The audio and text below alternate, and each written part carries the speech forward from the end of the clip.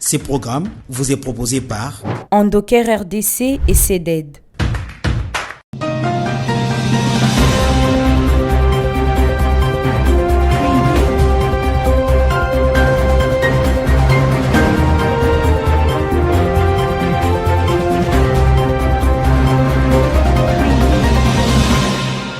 Très heureuse de vous retrouver dans les comptes de Sassa Magazine, votre rendez-vous hebdomadaire d'information. Mesdames et messieurs, bienvenue. La session parlementaire de mars se referme par une note satisfaisante à l'Assemblée nationale. Sassa Magazine. Merci à tous les donneurs des sons. Voilà les thèmes du 20e anniversaire de la journée internationale du donneur bénévole du son célébré le 14 juin. Voilà tout pour le sommaire. Sassa Magazine. La session parlementaire de mars s'est clôturée samedi 15 juin par une note positive à l'Assemblée nationale. La mise en place du bureau définitif et l'investiture du gouvernement souminois figurent parmi les plus grandes questions traitées au cours de cette session. Reportage des Espérants Daniel Kamboulou, Christivie Mbouli et Merlin Niwa. Bien avant la clôture de la session, l'Assemblée nationale a voté les projets de loi d'habilitation du gouvernement qui a été présenté par le ministre d'État, ministre de la Justice et garde des Sceaux, Constant Mutamba Tungunga. Elle table sur la prorogation de l'état de siège dans une partie de la République et sur l'accord de prêt entre le gouvernement de la République et la Banque africaine de développement. La plénière a aussi validé les mandats de 40 suppléants qui ont remplacé les nouveaux ministres du gouvernement souminois et ceux ayant opté pour le Sénat avant d'adopter l'autorisation d'instruction du dossier du député national Nicolas Kazadi pour surfacturation des forages devant la Cour de cassation. Dans son allocution de clôture, le président de la Chambre basse a salué le travail abattu par ses collègues dans un laps de temps seulement. Cette session aura marqué son temps. Place aux vacances parlementaires qui conduiront jusqu'à la session de septembre 2024, s'en réjouissent les députés. En principe, il devait y avoir des exigences parce que le gouvernement doit revenir avec les collectifs budgétaires par rapport aux recettes à tout ce qu'on a dû enregistrer au premier semestre. Mais que voulez-vous? Comme session inaugurale, il faut laisser les députés aller quand même communier avec leur base.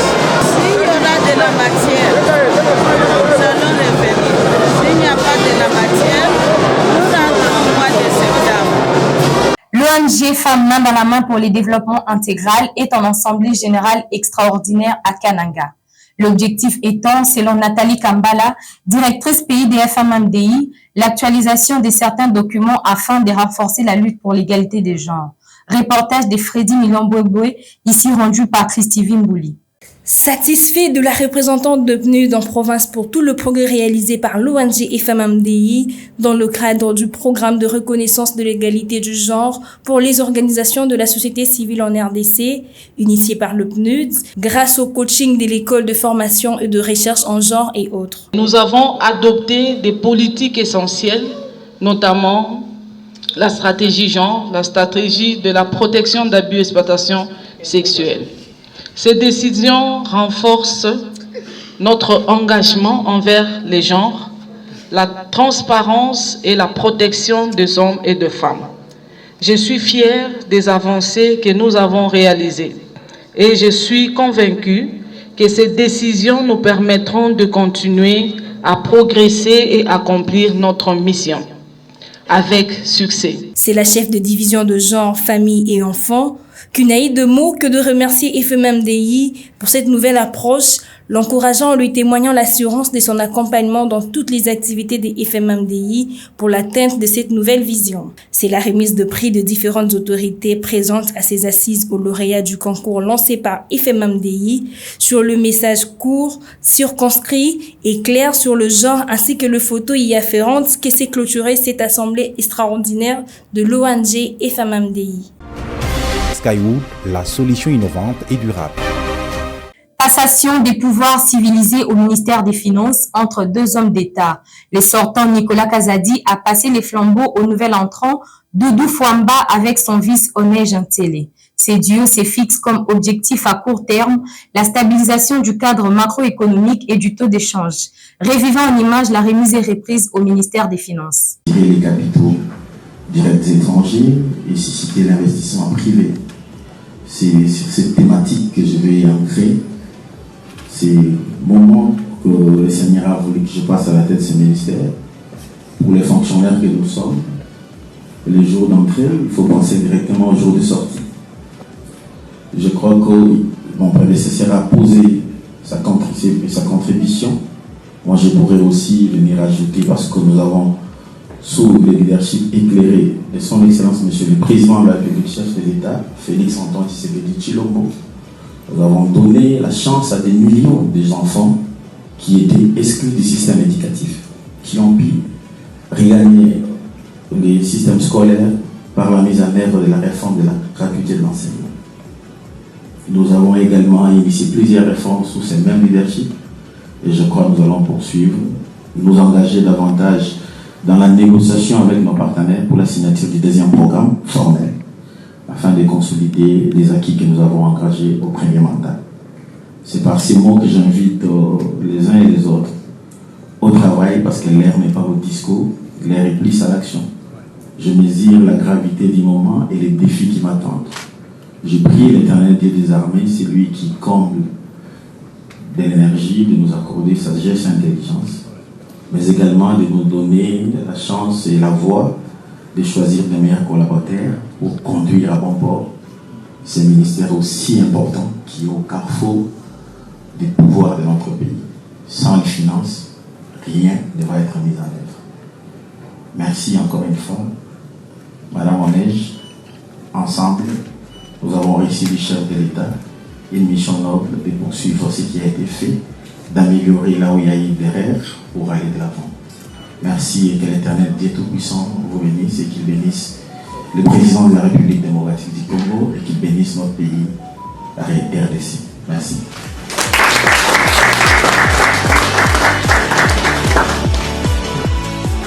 Le monde entier a commémoré le 14 juin le 20e anniversaire de la Journée mondiale du donneur bénévole de sang sous le thème « Merci à tous les donneurs de sang ». Ce fut une occasion en même temps de remercier et sensibiliser davantage les donneurs bénévoles de sang à travers toute la planète Terre. D'amples précisions dans cet élément de Francine Mawete et Onésime Beko. Chaque année, le 14 juin, le pays du monde entier célèbre la Journée mondiale du donneur des sangs. Cette manifestation permet de remercier les donneurs des sangs volontaires du geste salvateur qu'ils font en donnant leur sang et de sensibiliser l'opinion à la nécessité des dons de sang réguliers pour assurer la qualité, la sécurité et la disponibilité des sangs et des produits sanguins pour les patients qui ont besoin.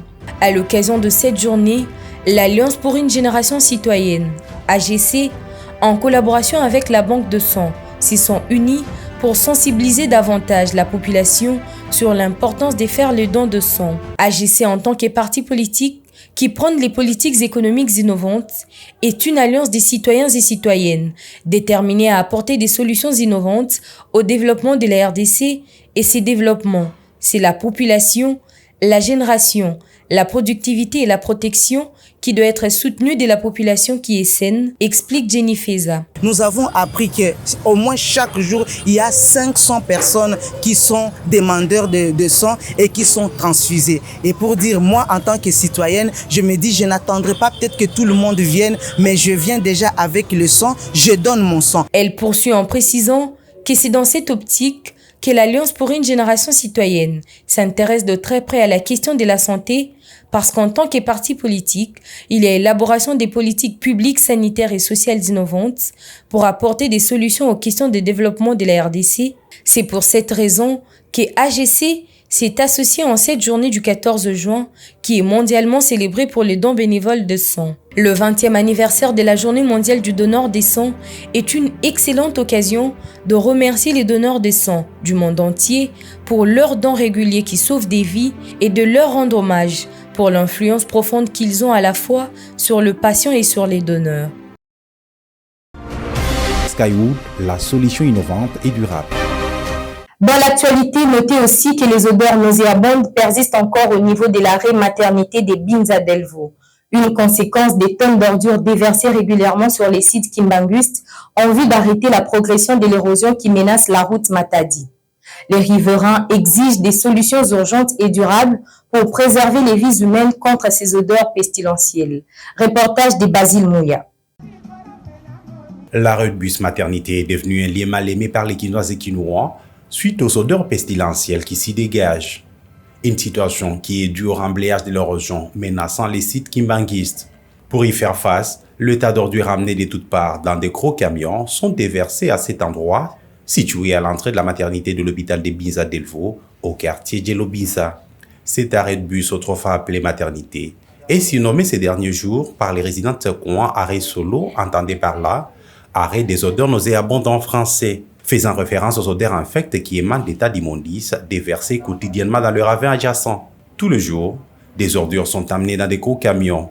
Elles sont enfin renversées ici pour stopper la progression de l'érosion qui menace de couper en deux la route Matadi. Une solution saluée par les riverains. Ouais, tu apprécies parce que le boulot et où met la qui makasi. L'État a qui le bosseux ça qui faut l'écho. Faut l'écho y a qui l'on a qui banzete, babamou tout ça mais le boulot et baneka toujours ko déranger.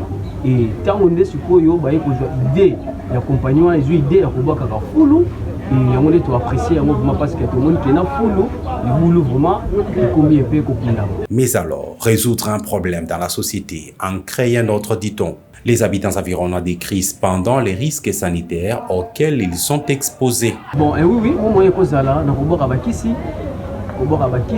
où il dit un peu baoder wana, tout le monde entend tomber sur les pédales, on va un peu mazout tout ça autour de l'amba. Et après beaucoup il dit on va bakisi, pour il un peu baoder wana et diminuer odeur, attends on va mettre et diminuer un peu odeur pour que tu vas vivre un peu bien. Par conséquent, une recommandation est alors formulée à l'endroit des autorités compétentes. Ça va être rapide.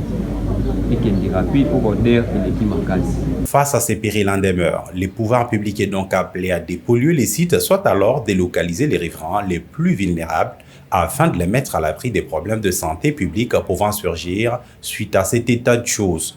Ne dit-on pas que la santé n'a pas de prix?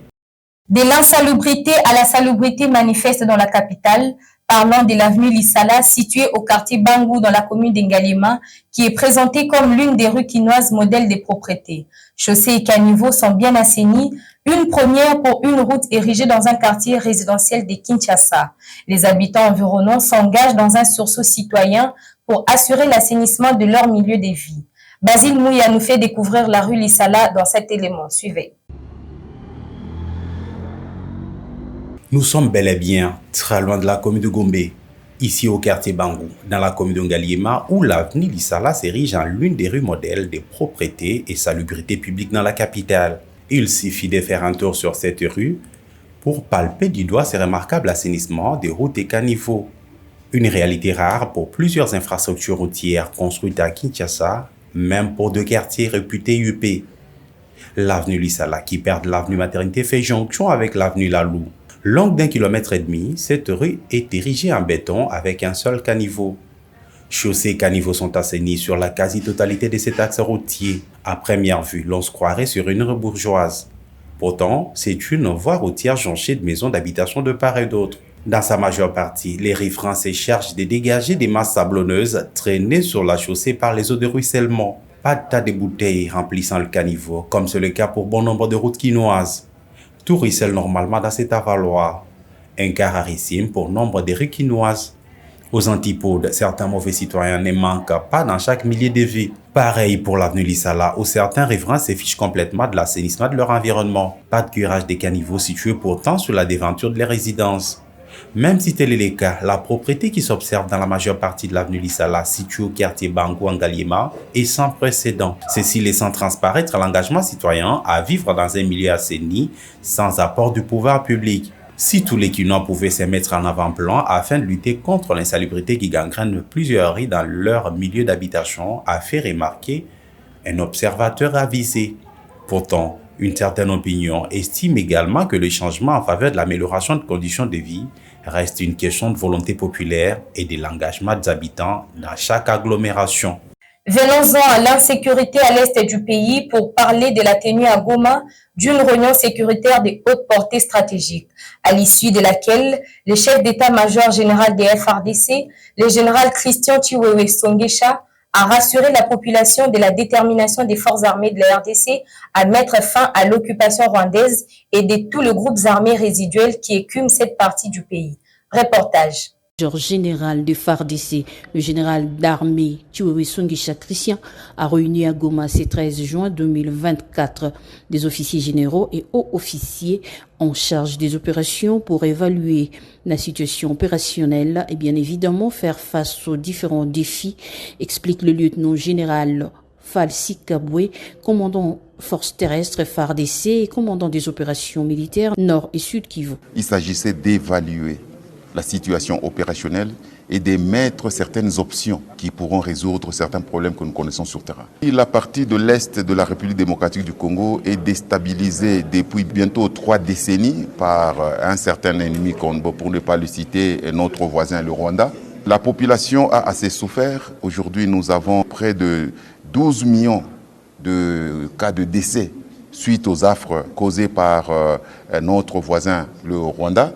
Nous avons 3 millions de déplacés internes, la population qui a dû quitter leur foyer d'origine pour se retrouver dans des taudis, dans des situations invivables. Tout cela par les affres de la guerre causée injustement. Le chef des opérations a lancé par ailleurs un message à la population meurtrie par la guerre du M23 et des ADF. Nous disons à la population, nous n'avons pas 2 nations, nous avons une seule nation congolaise. Nous n'avons pas 2 républiques, nous n'avons que la République démocratique du Congo. Nous avons le slogan qui émane déjà de la population, qui dit Bendele Ekoyate. Pour que Bendele Ekoyate, il faut que la population soutienne son armée. La population devrait marcher avec son armée. Et nous, en tant que l'armée, nous allons fournir des efforts pour répondre aux attentes de cette population. La population attend beaucoup de notre armée. Nous en sommes conscients, nous en avons parlé dans cette réunion sous l'égide du chef d'état-major général des forces armées de la République démocratique du Congo, et il y a certaines capacités qu'il va mettre à notre disposition pour répondre réellement aux attentes de la population. Cette réunion sécuritaire de haute portée stratégique place l'hélice pour bien des décisions importantes. Ça n'est complètement fini pour ces numéros de Sasa Magazine. Merci d'avoir été des milliers à nous suivre sur différentes chaînes partenaires. L'info continue sur notre site internet www.sasastudio.net.